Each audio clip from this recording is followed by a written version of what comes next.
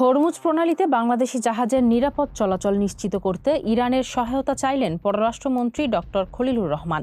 তুরস্কের Antalya diplomacy ফোরামের সাইডলাইনে ইরানের উপপররাষ্ট্রমন্ত্রী সাইদ খতিবজাদের সাথে বৈঠকে এই আহ্বান জানান তিনি।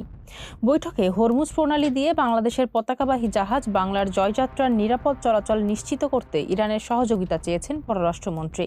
তিনি প্রণালীটি পারাপারের অনুমতিপ্রাপ্ত ৬টি দেশের তালিকায় বাংলাদেশকে অন্তর্ভুক্ত করায় তেহরানের প্রতি কৃতজ্ঞতা প্রকাশ করেন।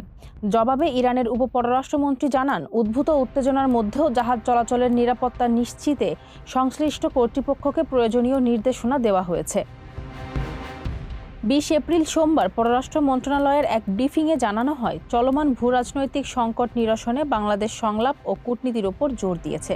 পররাষ্ট্রমন্ত্রী উপসাগরীয় অঞ্চলের বর্তমান পরিস্থিতিতে বাংলাদেশের ভারসাম্যপূর্ণ অবস্থানের কথা পুনর্ব্যক্ত করে সব পক্ষকে সংযম প্রদর্শনের আহ্বান জানান। এর আগে ৫ এপ্রিল ঢাকায় নিযুক্ত ইরানের রাষ্ট্রদূতের সাথেও বিষয়টি নিয়ে আলোচনা করেছিলেন পররাষ্ট্রমন্ত্রী।